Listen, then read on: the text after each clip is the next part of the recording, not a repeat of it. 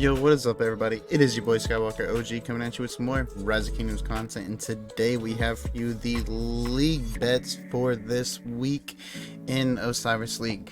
Now, of course, I personally put my Oryx and Anubis. Let's go ahead and go to Horus real quick. Now, we don't look at the other kingdoms because I really don't have any accounts there, and I don't watch the teams or follow them too much. We did put a few Oryx over here in Horus, but let's explain why we didn't invest much Oryx in this division here. So let's go ahead and discuss it.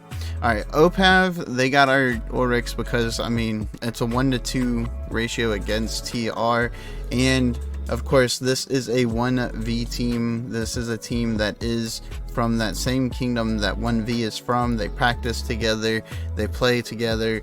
They're not slouches. It's going to be a solid team versus TR's team.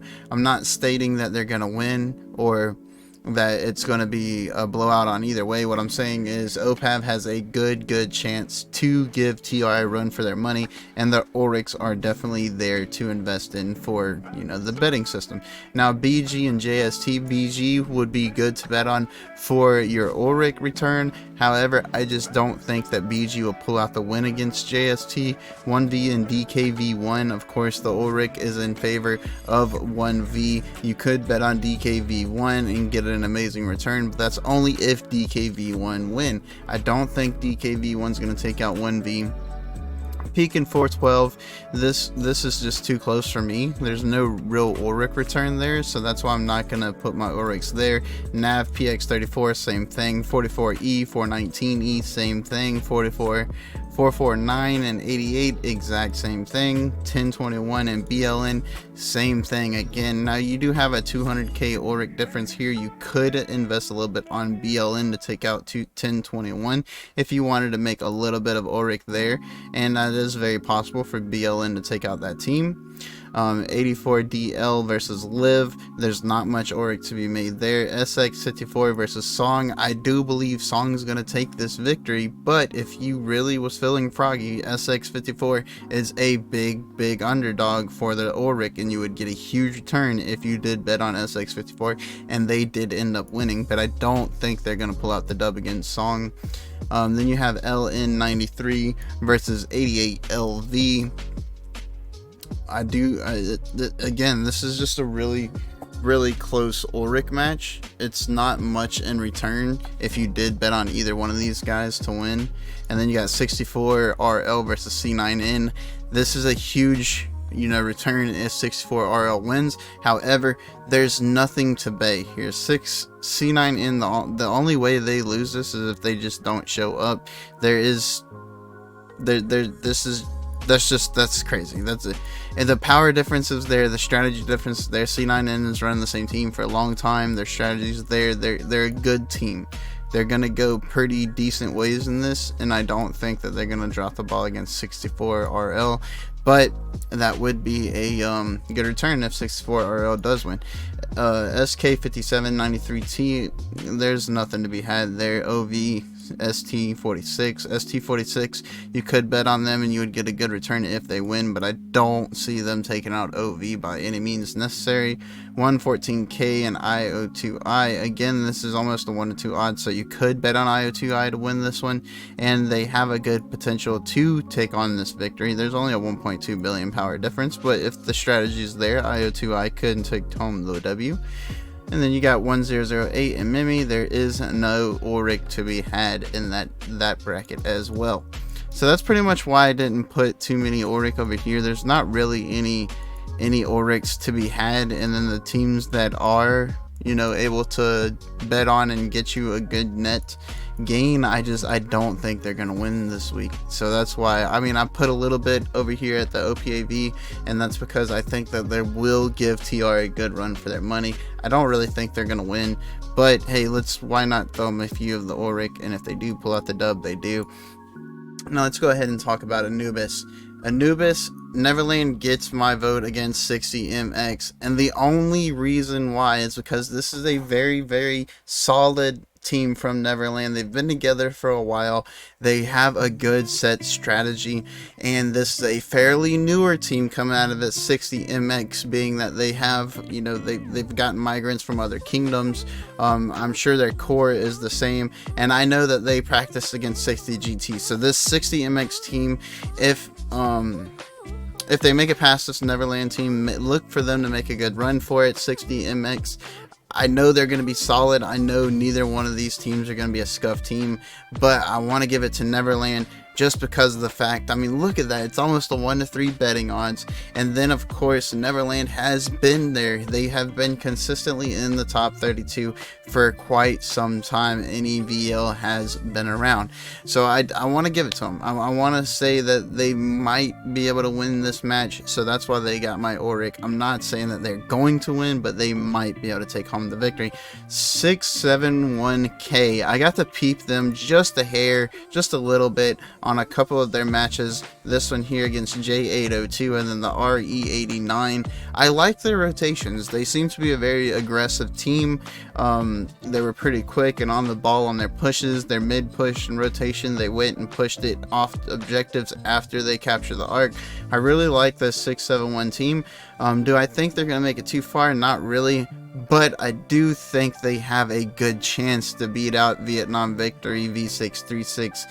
I don't know if it's going to happen, but since the betting pool is 700K to 3.6 million, they're definitely going to get my Auric over here in 671, and I'm going to be rooting for them to take out that V636 team this weekend. And then, of course, our last bet, we put 100 Auric on this Whom team. The only reason why I put my Auric over here is because I know these guys have been around for a while. They've been very consistent for a while. I don't think their strategies top notch. Their rotations are a bit slower. However, I do know that they're a more they have been a team with the same players long enough that they should be a more coordinated team than this Wib team. Wib, to me, just out raw dog powers over everybody that they've played in this Osiris League and previous Osiris League. When they had to fight very strong strategic teams, it really didn't end up too great for them. I'm not saying that, you know, that's going to be a repeated thing for Wib. I'm absolutely sure that they, you know, brushed off a few of their mistakes and are looking to take home the gold this season. But with that being said, knowing their track record, I'm gonna hopefully my boys in Whom can pull it out and make us a little bit of Auric here. And of course, the main reason is just the Auric discrepancy between these two teams is the main reason why we bet here. So whenever we go down to 10, there are TO93 and then 44KO. You could put some money on 44KO to win this one. It's not that big of a discrepancy on power. 44KO and TO93 are both very decent teams, actually. I've only got to catch about 5 or 10 minutes of like one of each of their matches pretty much, but they're pretty solid team. You can tell they're a little bit newer to their team comp, as in all 30 of those players definitely have not been playing together for a long time, and if they have, then I shouldn't be giving them as much credit as I should, but it looks like they haven't, but they have a very solid overall plan. And this game right here, it should be a very good match this weekend. WSA and KM43, again, there's not too much of Auric to be had there. You could bet on KM43, that way you can get an Auric return. But realistically, there's not a big discrepancy in power. There's not a big discrepancy in Aurics. There's nothing that would warrant me to put Auric into this bracket here. And then RRK, HM34, exactly the same. H593, A818, exactly the same. TS24 and Ash, exactly the same. V56449NY. I do not think 49NY is going to pull out the dub here, but this would be one that if you don't think any of the other ones can bring it home, this would be one that you would want to put your Auric on because of the Auric discrepancy. You got 2.3 million to 340k. If 49NY pull out the win, you're going to make a huge Auric return. Of course, for everybody that's betting on the team that is obviously going to win, or they think is the obvious win, like all of these guys on the left side, there's no Auric return here, guys. Y'all are not going to get much Auric back. Like, you're going to get the Auric you put in plus another 25-50, to where if you would win on one of these underdog wins, you're going to get 2-3 times whatever the, you know, the difference is in the betting Auric back. Like, if it's a 1 to 3 odds, you're gonna get 3 times the Auric back, guys. Like, there's no point in betting all heavily over here. But anyways, going on to the next one, ING 60 GT. I would not put my Aurics here, boys. 60 GT is a very serious team. They do a lot of practice matches. My god, they do a lot of practice matches. I would not bet against those guys to be going out anytime soon. T30 and BLG, there's just not Aurics to be had there. Lost in 86 NH. Again, there's not really Aurics to be had there. You could put it on 86 NH if you think they're going to take out Lost, which they have a good chance to be able to. The power's there. Haven't really caught any of the 86 NH matches. Lost has been picking it up since last season, so I don't think they're gonna lose, but I haven't really checked out 86 NH, so not much information to give there. CMC and 710F, there's no Aurics to be had here. There's absolutely no Aurics to be had in this match. AX for 623, you got a 1 to 2 odds. You could bet on 623 winning this, but again, there's just not much Aurics to be had here. And 623, the rest of their 623 teams have not done too hot, and this one has been very close against pretty much all their opponents except for UN8T. So I'm not too sure how hot they're going to do tomorrow. That should be a really close match there. And then, of course, we got 800F and UN88. There's just no Aurics to be had there. DNS and DN1, I just don't like to bet on any of the matches where it's the same alliances in the same kingdom. 9 times out of 10, it's going to go to the main alliance or the bigger main alliance, whatever you want to call it. Unless somebody literally throws the match, because that's how you build your Osiris League teams, right? You try to get your best teams in one, or players in one alliance, and then you go build down from there. That way you can try to have the most teams available and go the furthest. At least that's what I would think you would want to do. Anyways, let's go over quickly about our Eye of Talents. Now, on my other accounts, I have already used my eyes, and I'm going to go ahead and use my eyes on the exact same team on this account. So all 3 accounts are going to be putting it on the exact same team. And the reason why we are not putting any in Horus, and honestly, I know a lot of you guys are probably in the realm of Horus and are going to get upset about it, but we're not investing in the realm of Horus because I don't feel like a lot of the teams in the realm of Horus have been investing in themselves. Basically, I don't feel like watching the Realm of Forest matches. It all just looks like I'm watching bots. It's all the exact same thing. It's the exact same play, the exact same strategy. It's literally just who's gonna make the most mistakes or who's got the least amount of troops that on that given day because they're in KVK. It's nothing interesting. These new realms, to me, I know a lot of streamers and a lot of people in game are like, oh, Lilith Litton and all these other new players, all these small alliances, making it this huge system is just ridiculous. They shouldn't, a lot of blah, blah, blah, blah, whatever.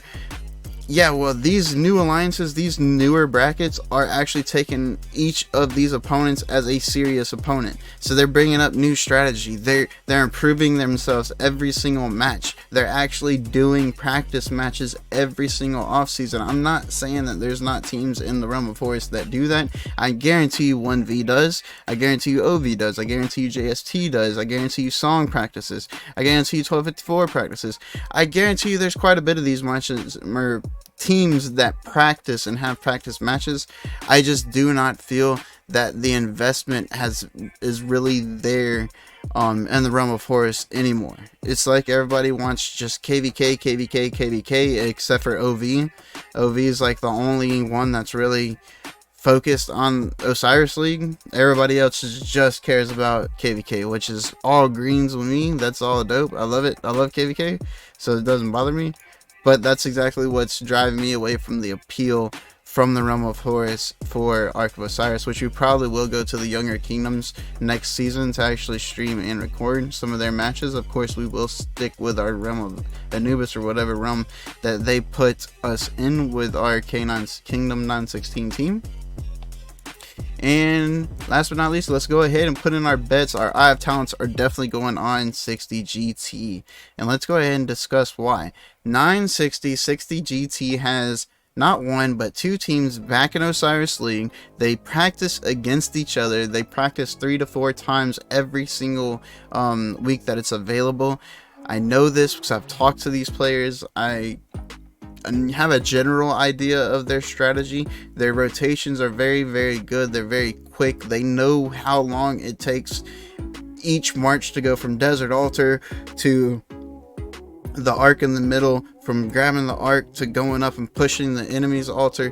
You got to know those timings, and they know them. They put in a lot of time and a lot of effort into keying down exactly the very, very minuscule seconds that it takes to get to a certain point, to a certain objective, to push an enemy, to get there, to defend.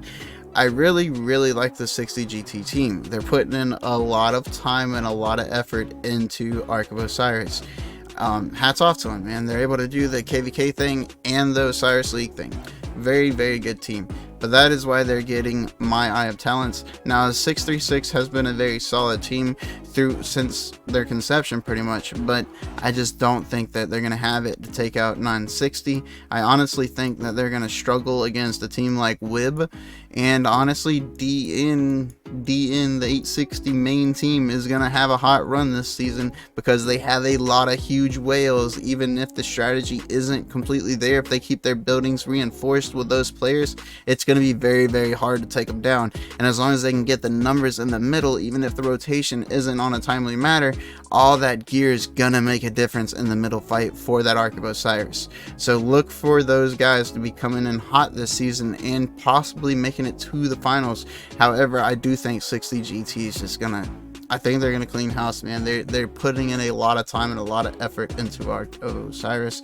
So that's who's getting my Eye of Talents this season on all 3 of my main accounts. And yeah, that's the bets for this week, guys. Of course, we will bring you another betting video next Friday. We will keep up with the bets every single Friday, and of course, we'll try to keep a tally of how many bets we get right or wrong. Now, granted, yes, I will go ahead and tally the ones that I put my Oryx into, even if I do state during the videos, like a few of these bets that I did, like the 60MX one, I do think that 60MX is going to win, but I bet against them. I'm still going to count that against my tally as me being wrong, even though I said that they would lose. Anyways, it is what it is. I hope you guys enjoyed this video. I hope it gives you some information on how to put your bets this week, and until next weekend, peace out.